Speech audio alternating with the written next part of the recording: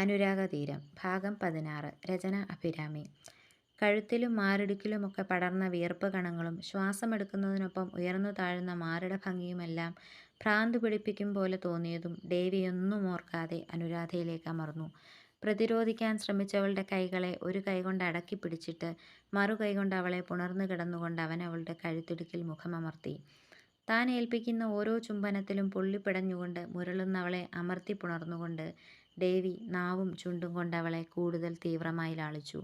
അതിനിടയിൽ അനുരാധയിൽ നിന്നും സീൽക്കാരങ്ങൾ ഉയർന്നതോ അത് മറ്റുള്ളവർ കേൾക്കുമോ എന്ന ചിന്തകളൊന്നുമേ അവരിരുവരെയും ബാധിച്ചതേയില്ല. അവൻ്റെ ചുണ്ടുകൾ തന്നെ കോരിത്തരിപ്പിക്കുന്നതിനൊപ്പം തന്നെ സ്വയമറിയാതെ അനുരാധയുടെ ചുടികൾ ദേവിയുടെ കാതോരവും മുടിയിഴകൾക്കുള്ളിലൂടെയുമൊക്കെ ഉരഞ്ഞു നീങ്ങി. ഒപ്പം കൈകൾ അവനെ തൻ്റെ ഉടലിനോട് കൂടുതൽ കൂടുതൽ ചേർക്കാൻ വെമ്പൽ പൂണ്ടു. കാര്യമൊക്കെ ശരി, എന്നാലും ഇങ്ങനെ ഒന്നും ആലോചിക്കാതെ എടുത്തു ചാടണോ ചേട്ടായി? അനുരാധയുടെ പിന്നാമ്പുറ കഥകളൊക്കെ കേട്ട ശേഷം സെബാസ്റ്റ്യൻ ആദ്യം ചോദിച്ചത് അങ്ങനെയായിരുന്നു. അയാളുടെ ആ ചോദ്യത്തിൻ്റെ അർത്ഥം മനസ്സിലാകാഞ്ഞിട്ടെന്ന പോലെ എബ്രഹാം അനിയൻ്റെ മുഖത്തേക്ക് നോക്കി. അല്ല, ഇത്രയൊക്കെ പ്രശ്നങ്ങളും കൂടി കടന്നു വന്നൊരു പെങ്കൊച്ചിനെ എന്ത് വിശ്വസിച്ചാ നമ്മൾ? അത് നേരാ. അല്ലേ തന്നെ ഇതൊക്കെ നേരാന്ന് ആര് കണ്ടു? സെബാസ്റ്റ്യൻ പറഞ്ഞതിൻ്റെ വാല് പിടിച്ചെന്നോണം ആനിയും തൻ്റെ അഭിപ്രായം രേഖപ്പെടുത്തി. റോസ്ലിന് അതൊട്ടും ഇഷ്ടപ്പെട്ടില്ലെങ്കിലും എബ്രഹാം തന്നെ മറുപടി കൊടുക്കട്ടെന്ന് കരുതി മൗനം പാലിച്ചു. ഓ, കാര്യമായിപ്പോയി. നീയല്ലാതെ ആരേലും നല്ലതാന്ന് നിൻ്റെ നാവീന്ന് വന്നിട്ടുണ്ടോ ആനിയമ്മേ? ചേട്ടായി ഇനി എൻ്റെ മെക്കിട്ട് കയറുമൊന്നും വേണ്ട. നടക്കാൻ മേലാത്ത കാര്യമൊന്നുമല്ല ഞാൻ പറഞ്ഞത്. അല്ലേ തന്നെ എൻ്റെ നേരെ ചാടിക്കടിക്കാൻ ഇതൊന്നും ചേട്ടായി നേരിട്ട് പോയി അന്വേഷിച്ചറിഞ്ഞ കാര്യങ്ങളൊന്നും അല്ലല്ലോ. ആ പെണ്ണ് പറഞ്ഞതല്ലയോ? അതിനെത്രത്തോളം വിശ്വാസ്യതയുണ്ടെന്ന് ആർക്കറിയാം? ആനി വീണ്ടും തൻ്റെ വിശ്വാസത്തിൽ നിന്നും പിടിവിടില്ലെന്ന മട്ടിൽ പറഞ്ഞു. നിനക്കിത് എന്നാത്തിൻ്റെ കേടാ ആനിയമ്മേ? ഇതിനു മുന്നേ ഒരു പരിചയവും ഇല്ലാത്ത നമ്മുടെ അടുത്ത് വന്ന് ഇങ്ങനൊരു കള്ളക്കഥയുണ്ടാക്കി പറയേണ്ടതിൻ്റെ ആവശ്യം എന്തുവാ കൊച്ചിന്?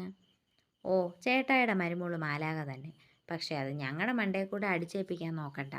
കാര്യങ്ങൾ കൃത്യമായി ബോധ്യപ്പെടാതെ ഇതൊക്കെ നേരെ തന്നെയാണെന്ന് വിശ്വസിക്കാൻ എനിക്കൊരിത്തിരി ബുദ്ധിമുട്ടുണ്ട്. നീ വിശ്വസിക്കേണ്ട. പക്ഷേ അതിൻ്റെ പേരിൽ ആ പെങ്കൊച്ചിൻ്റെ മേലെ കുതിര കയറാൻ നിൽക്കേണ്ടെന്നേ ഞാൻ പറഞ്ഞുള്ളൂ. ചേട്ടായി. ആനി മതി. ശോശാമ്മയുടെ സ്വരമുയർന്നതും ആനി പറയാൻ വന്നത് വിഴുങ്ങിയിട്ട് എന്തോ ഒന്ന് പിറുപിറുത്തു. നിങ്ങൾ കെട്ടിയോൻ്റെയും കെട്ടിയോളുടെയും വർത്തമാനത്തിൽ നിന്ന് തീരുമാനങ്ങളൊക്കെ എടുത്തു കഴിഞ്ഞെന്ന് മനസ്സിലായി. എന്നാൽ പിന്നെ അത് എന്നതാന്ന് കൂടി അങ്ങ് പറ എബ്രഹാമേ. ഇനി എന്നതാ അമ്മച്ചി ഇത്രയ്ക്ക് അങ്ങോട്ട് തീരുമാനിക്കാനുള്ളത്? അവൻ ആ കൊച്ചിൻ്റെ കഴുത്തെ മിന്നി വെച്ചതാ. അവർ കെട്ടിയോനും കെട്ടിയോളുമായിട്ട് ജീവിക്കാൻ തീരുമാനിക്കുകയും ചെയ്തു. പിന്നെ പുറമേ നിന്നുള്ളവരെ എന്നാ തീരുമാനിക്കാനാ? അവർ ജീവിക്കട്ടെ. പിന്നെ എവിടെയെങ്കിലും വെച്ചൊരു മിന്നി കെട്ടിയാൽ മാത്രം പോരല്ലോ. അതുകൊണ്ട് കെട്ട് രജിസ്റ്റർ ചെയ്യണം, അത്ര തന്നെ. എബ്രഹാം പറഞ്ഞു നിർത്തിയിട്ട് എല്ലാവരെയും നോക്കി. ഓ, നിങ്ങൾ തന്നെ എല്ലാം തീരുമാനിച്ച സ്ഥിതിക്ക് അങ്ങനെ തന്നെ നടക്കട്ടെ. സമ്മതം ചോദിക്കാനോ അഭിപ്രായം പറയാനോ ഒക്കെ കെട്ടിയോളുള്ളപ്പോൾ പിന്നെ അമ്മച്ചിയുടെ ആവശ്യമൊന്നുമില്ലല്ലോ. തരം കിട്ടിയ ഉടനെ തന്നെ കുത്തിയുള്ള അവരുടെ പറച്ചിൽ കേട്ടതും ദേഷ്യം കൊണ്ട് റോസ്ലിൻ്റെ കടപ്പല് ഞെരിഞ്ഞു. അതെന്നതാ അമ്മച്ചി? അമ്മച്ചി ഇവിടെ ഒന്നും കഴിഞ്ഞല്ലയോ വന്നത്? കെട്ട് കഴിഞ്ഞാൽ ആണുങ്ങൾ കെട്ടിയോളുമാർ പറയുന്നതും കേൾക്കുകയോ അനുസരിക്കുകയോ ഒക്കെ ചെയ്യും. അതൊന്നും കണ്ടു നിൽക്കാൻ മേലാത്തവർ ആ മക്കളെ കെട്ടിക്കാൻ പോകല്.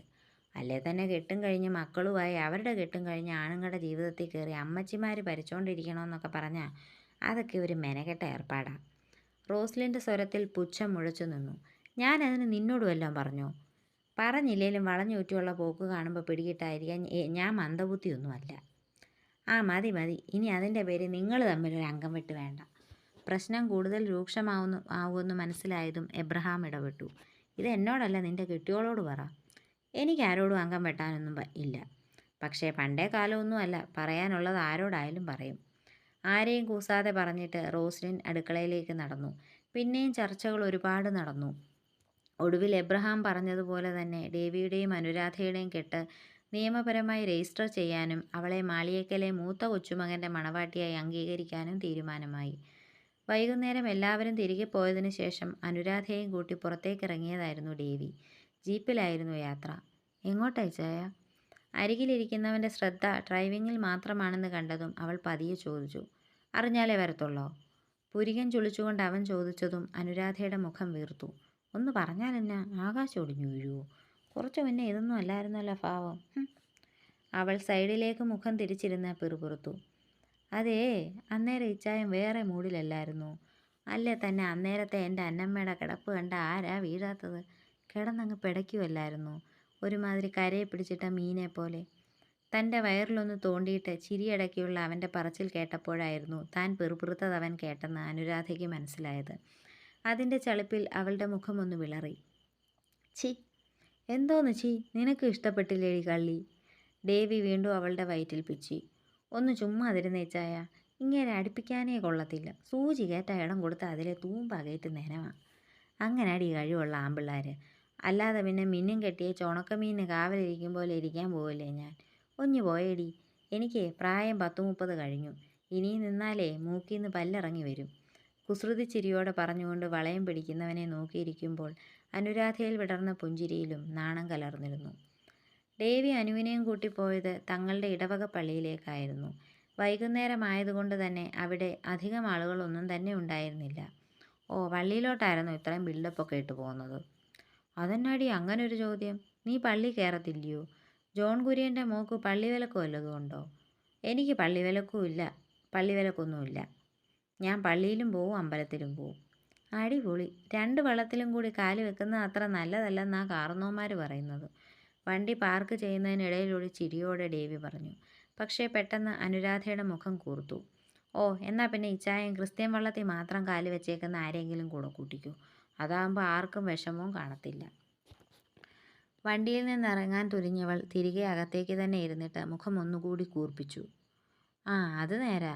അങ്ങനൊന്നിനെ കിട്ടിയാൽ ആർക്കും വിഷമം കാണത്തില്ല. പക്ഷേ ഇച്ചായന് വിഷമം വരത്തില്ലയോ? എന്തോ മണ്ണാങ്കട്ടയ്ക്ക്?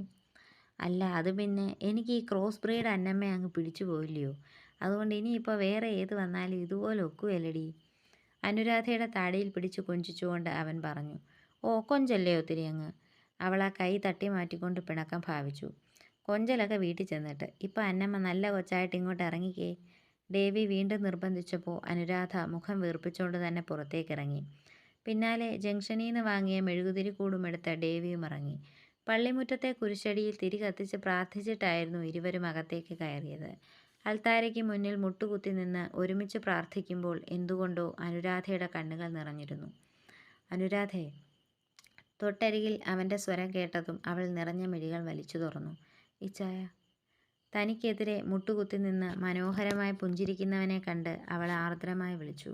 അതിന് മറുപടിയായി ഒരു മൂളലോടെ ദേവി പതിയെ തൻ്റെ വലതുകരം അവൾക്ക് നേരെ നീട്ടി. അവൻ എന്തിനുള്ള പുറപ്പാടാണെന്ന് മനസ്സിലായില്ലെങ്കിലും അനുരാധ അവൻ്റെ ഉള്ളം കൈയിലേക്ക് തൻ്റെ കരം ചേർത്ത് വെച്ചു. ആ നിമിഷം ദേവി ആ കയ്യിൽ അമർത്തി മുത്തി. എൻ്റെ കർത്താവേ, മനസ്സ് ചോദ്യമോ മന്ത്രകോടിയോ ഇല്ലാതെ നിന്നെ മാത്രം സാക്ഷി നിർത്തി ഡേവിഡ് അബ്രഹാം കോശി എന്ന ഞാൻ അനുരാധ മറിയം കുര്യനെ എൻ്റെ മണവാട്ടിയായി സ്വീകരിക്കുന്നു. ഒപ്പം തന്നെ അവൻ തൻ്റെ കയ്യിലിരുന്ന മോതിരം അനുരാധയുടെ വിരലിൽ ഇട്ടുകൊടുത്തു. അതിൽ കൊത്തിവെച്ചിരുന്ന ഡേവിഡ് എന്ന പേരിലേക്കൊന്ന് നോക്കിയിട്ട് അവൾ മുന്നോട്ടാഞ്ഞവൻ്റെ നെഞ്ചോട് ചേർന്നു. കഴിഞ്ഞിട്ടില്ല. ദേവിയുടെ സ്വരം കാതോരം കേട്ടതും അനുരാധ മുഖം വെട്ടിച്ചു മാറ്റി വീണ്ടും അവനിലേക്ക് തന്നെ നോക്കി. ആ നേരം ദേവി തൻ്റെ കഴുത്തിലെ മാല അഴിച്ചെടുക്കുകയായിരുന്നു. ഇച്ചായ. ചോദ്യഭാവത്തിൽ വിളിച്ചവളെ നോക്കി അവൻ കണ്ണിറുക്കി ചിരിച്ചു. ഈ മിന്നിങ്ങനെ ചരടിക്കിടന്നാൽ മതിയോ ഇനിയും? ചോദിക്കുന്നതിനൊപ്പം തന്നെ അവൻ ആ മഞ്ഞച്ചരട് അഴിച്ചെടുക്കാനുള്ള ശ്രമങ്ങളും തുടങ്ങിയിരുന്നു.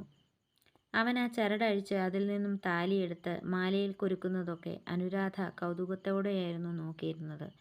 ആ നേരമൊക്കെയും അവളുടെ ചുടികളിൽ മനോഹരമായൊരു മന്ദഹാസം തത്തിക്കളിച്ചിരുന്നു.